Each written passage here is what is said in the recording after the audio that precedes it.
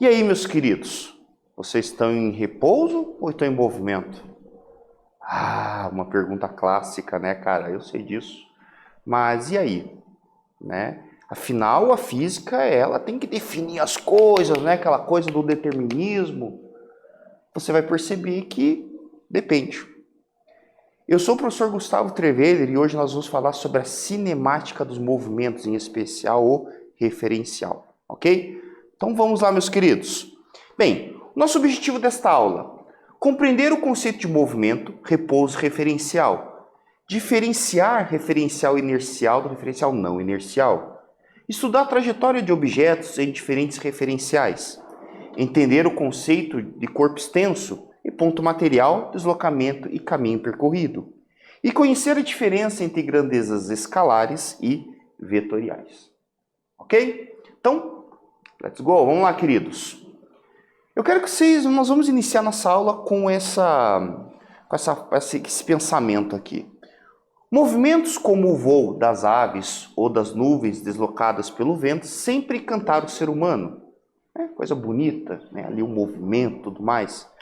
Da mesma forma, né, nós temos a questão dos movimentos dos astros. Também fascinava e interessava bastante a humanidade. Por exemplo, aqui, né, nós temos um modelo de um movimento, por exemplo, retrógrado, de um planeta externo, utilizando a ideia de Ptolomeu, certo?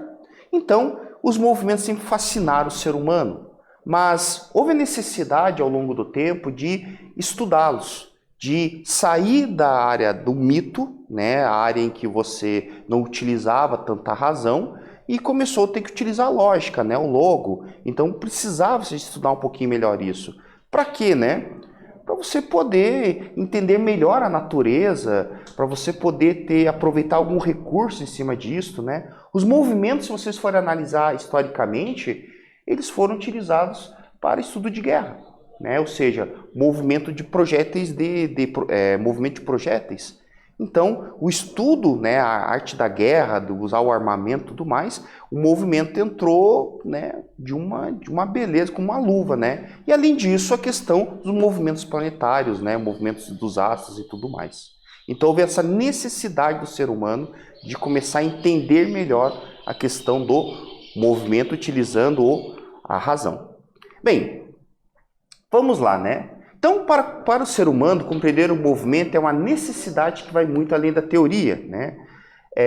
Nesse caso, a gente tem que lembrar que para poder entender esse movimento, é importante identificar e sistematizar seus tipos. Até deixei isso em negrito, né?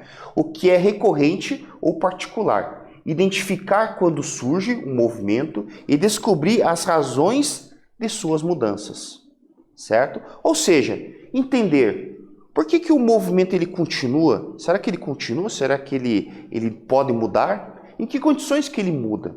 Certo? Então, tudo isso são questões que nós vamos estar discutindo ao longo deste ano.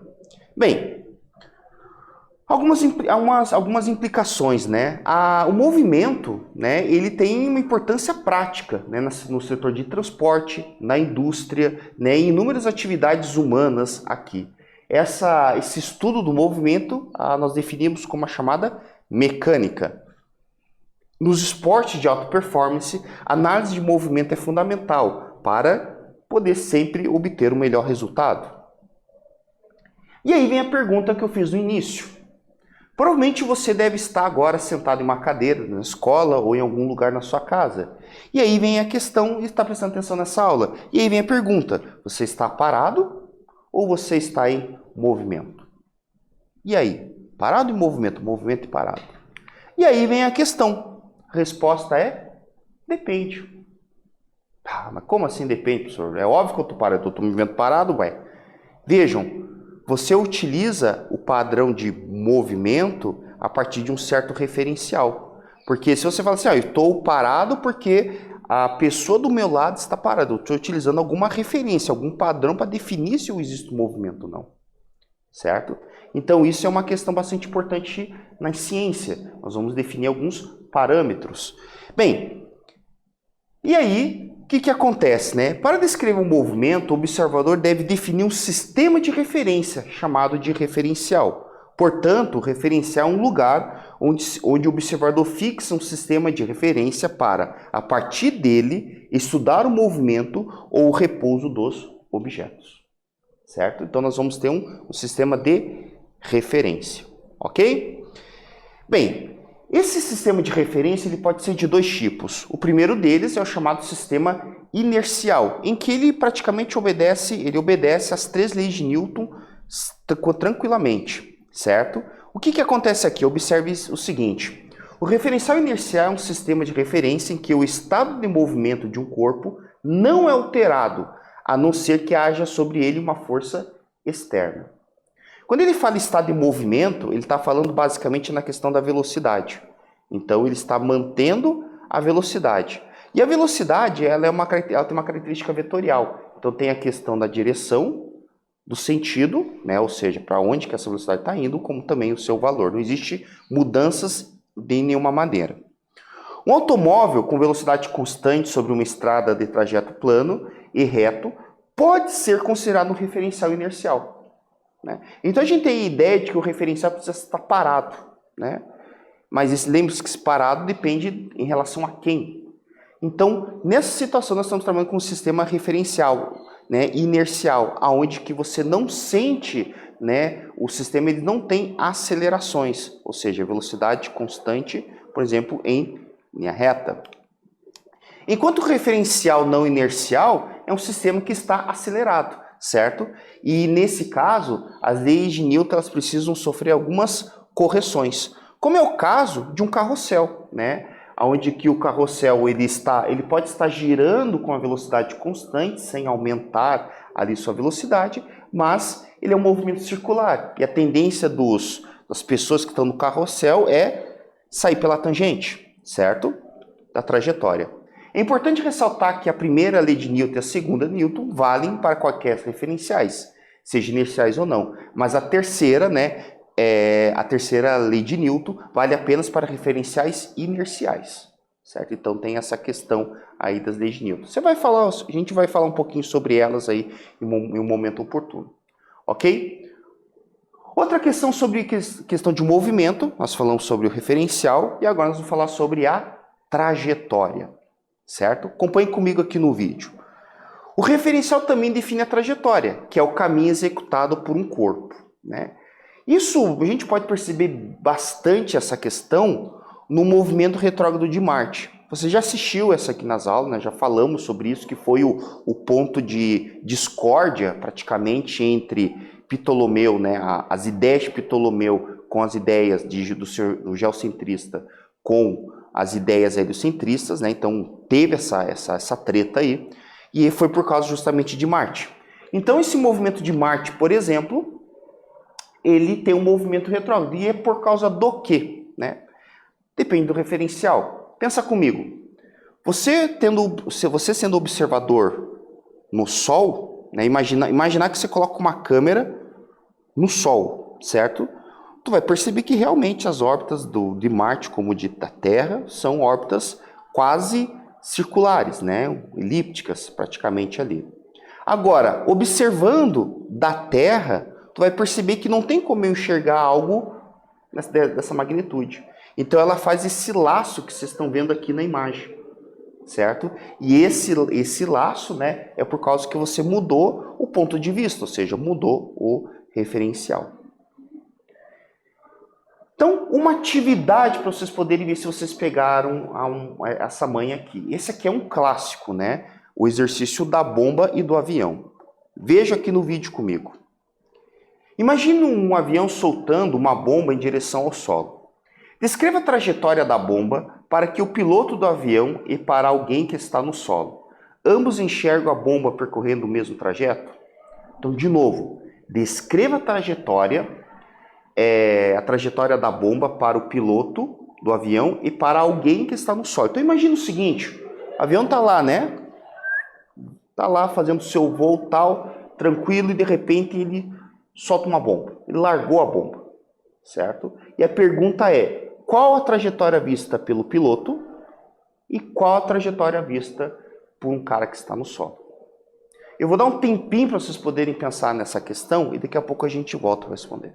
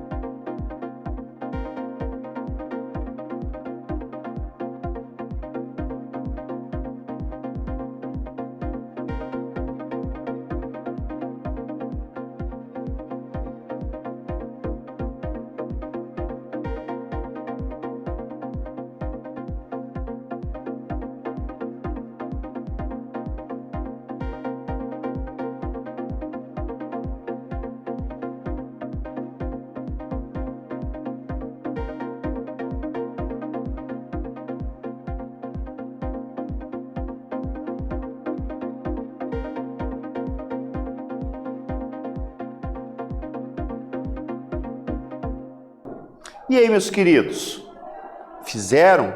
Aí você pode pensar assim, professor, mas não podia ser uma bomba, né? Podia ser um conteúdo humanitário, né? Tal. Cara, nós vamos aqui fazer com bomba porque nós gostamos de uma guerrinha aqui na física, certo? Importante. Não, brincadeira à parte. Vamos lá comigo, queridos. Bem, veja, né? Uma possível resolução. O que nós vamos perceber é que, independente do referencial, o alvo é o mesmo, ou seja, a posição é a mesma. O que vai diferenciar justamente é a trajetória, porque a trajetória ela influencia, né, é influenciada, melhor dizendo, pelo referencial adotado, como a história de Marte, aquela coisa toda que a gente fez antes.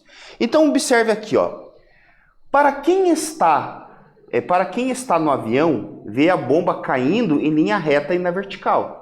Aí os alunos podem perguntar assim para mim, professor, mas se o avião estiver fazendo curva tal, cara, vamos imaginar que o cara está de boa, na reta, com velocidade constante. Ele só largou e está esperando fazer o cabum, certo? Agora, para quem está no solo, a bomba descreve uma trajetória parabólica, pois somam a velocidade do avião e o movimento de queda livre. Então veja que tem uma soma. Essa soma, meus queridos, ela é a chamada soma vetorial, que nós vamos discutir em um momento oportuno, ok? Então, traduzindo para o nosso amigo piloto, trajetória reta, né? Porque existe uma velocidade que está continuando, que está com a bomba, né? O avião está indo, entre as para frente, a bomba também está indo para frente. Então ele simplesmente vê a questão do movimento da aceleração da gravidade, a queda livre. Enquanto que para o cara que está aqui no solo, ele vai perceber justamente um pouquinho diferente. Ele irá perceber que existe o movimento da bomba indo para frente, certo? Porque o avião também está indo para frente. Quando ele lançou essa bomba, ela tinha essa quantidade de movimento, essa velocidade já do próprio avião, somado vetorialmente com a queda livre. Ok? Tranquilo? Então você vai ter a famosa parábola. Ok. Alguns pontos importantes quando a gente fala em relação a movimentos. A primeira coisa é a questão de ponto material e corpo extenso, né? Quando eu entro nessa parte da matéria, eu sempre lembro quando eu estou vindo aqui gravar para o Aula Paraná, né? Eu venho de Paranaguá e eu subo, né, com o meu Monza Veloz aqui para Curitiba. E muitas vezes, né, dependendo do horário que eu saio de casa, eu pego muito caminhão, né? Provavelmente eu venho gravar cedo, então eu percebo que lá por 6 horas os caminhões, né, é questão de 5 minutos a 277 já enche de caminhão, né? E aí tem uma coisa interessante, né? O que seria esse ponto material e esse corpo extenso? Muito simples. Se eu for analisar, né, na questão do caminhão ser a distância que este vai percorrer, eu posso considerá-lo como um ponto. As dimensões dele, nesse caso, não influenciam em nada na questão do deslocamento, certo? Claro, tem questão de massa, mas é outra história. Mas em relação ao movimento, não influencia. Agora, para que eu possa ultrapassá-lo, eu não posso considerá-lo como um ponto material. Eu tenho que considerar como ponto extenso, porque o tamanho do caminhão influencia no tempo de travessia, certo? O tempo de ultrapassagem. Então, um ponto material, um corpo extenso, depende do movimento, das dimensões do corpo e pode interferir ou não na análise deste movimento, certo? Então, aqui ó, tem uma foto do Google, né, em que você vê um pontinho que é simplesmente o deslocamento, como se fosse um rastreio de um veículo e, por exemplo, como eu disse, a história do caminhão, de trens e assim por diante. Corpo ou móvel, né? O que seria isso? É quando há necessidade de especificar qual objeto. É como a gente geralmente, genericamente, chama de corpo ou móvel, certo? Então, quando eu não preciso falar que por exemplo, um caminhão de tantas toneladas e tudo mais, eu vou dizer que ele é um corpo, né? Você vai perceber que é isso, né? Um corpo ou móvel. É quando eu não preciso identificar qual as dimensões do objeto e que objeto que é este, certo? Bem, deslocamento e caminho percorrido. Olha isso aqui, ó. O deslocamento é a menor distância possível entre o local de partida e o local de chegada, ignorando as mudanças de percurso no meio do caminho. Esse cara é o famoso delta, né? É o chamado deslocamento. A gente chama de delta S. em algumas literaturas a gente chama de ΔX também, e ele sempre vai representar a posição final menos a posição inicial. Uma coisa importante de salientar é que o deslocamento ele é um vetor, certo? Então ele é uma grandeza vetorial, ele pode ser positivo, pode ser negativo, certo? Mas isso nós vamos discutir em um momento oportuno. E nós temos o caminho percorrido, que é uma grandeza escalar. Também é a soma de todos os deslocamentos lineares percorridos por um móvel. Então você não vai levar em consideração, você leva em consideração a trajetória neste caso. É uma coisa bem importante ser calentada. Um exemplo disso seria um odômetro de um carro, certo? Ele calcula caminho percorrido. Bem, tipos de grandezas, né? Nós temos as chamadas grandezas escalares, que são aquelas que apenas um número já é suficiente para representá-lo, como, por exemplo, a massa, a temperatura. E nós temos as chamadas grandezas vetoriais, que precisa de mais de alguma coisa para poder fazer a sua representação de maneira completa, como, por exemplo, deslocamento. Se eu falo para vocês assim, eu vou caminhar 200 metros. Beleza, caminhei 200 metros. E pergunto, caminhei 200 metros, qual a posição que você irá chegar? Aí você pode dizer, como assim, professor? Né? Eu vou precisar ter uma orientação, dizer assim, olha, eu vou caminhar 200 metros para o sul, para o leste, para o oeste, para o noroeste, ou seja, eu estou indicando uma direção e sentido. Então tem certas grandezas que precisam dessa necessidade, como a aceleração, a força, deslocamento. Bem, eu vou deixar com vocês aqui agora uma atividade para ver se vocês estão ligados.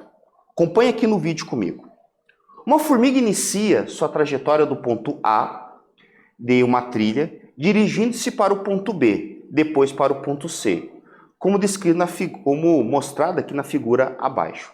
Determine o caminho percorrido e o deslocamento da formiga nesse trajeto. Eu vou dar um baita de um tempo para vocês poderem resolver isso aí e daqui a pouco a gente volta para discutir.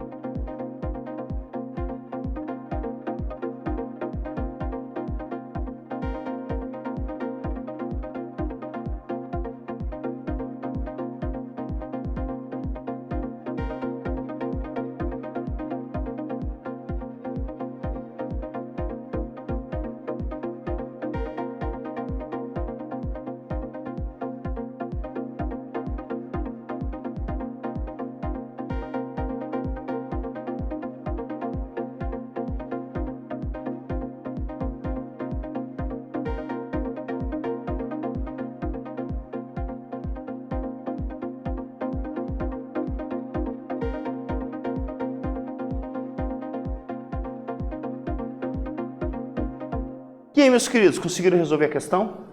Será? Cara, é só a questão da definição, né?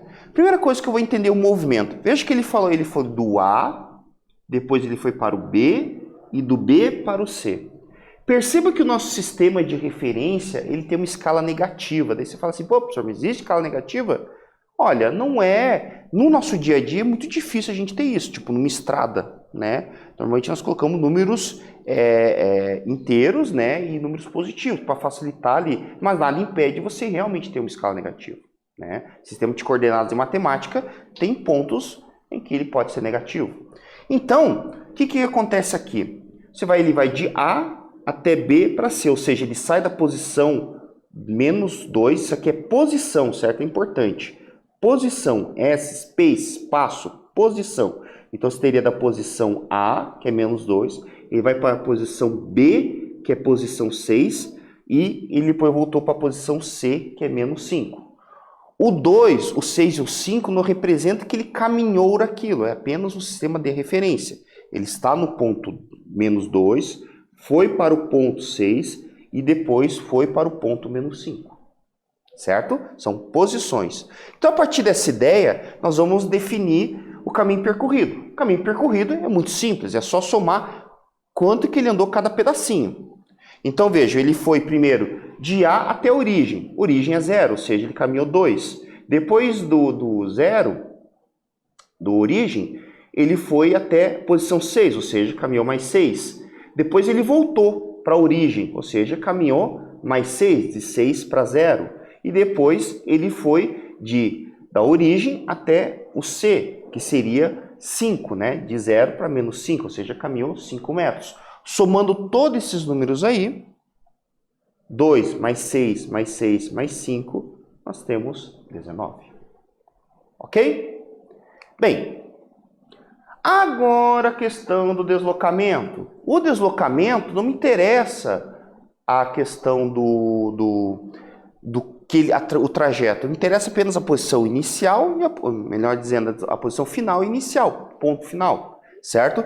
Então eu vou analisar. Quem que é a posição aqui? Inicial é 2, final 5, ou seja, final seria posição -5, certo? E a posição inicial -2. Então eu vou lembrar da formulazinha do ΔS. ΔS é igual final, posição final, menos posição inicial. Então, fazendo aqui, vai ficar ΔS é igual -5 com menos, aí eu coloquei entre parênteses, -2, que seria a posição inicial. Ou seja, o deslocamento deste cara é 3 metros. Ah, mas ele foi para B, não interessa. Interessa é final e inicial. Ok? Então, isso significa que a formiga acabou o trajeto, né, atrás do ponto de referência, como a gente viu. Bem, o que nós vimos hoje? Vimos que a trajetória de um corpo depende do referencial adotado, que o mesmo objeto pode estar em repouso ou em movimento dependendo desse referencial, e também vimos que as dimensões de um corpo podem interferir em seu movimento, certo? Aqui estão os nossos referenciais, e eu espero que vocês tenham gostado dessa aula. Lembre-se de sempre refazer os exercícios, retome o conteúdo e até mais!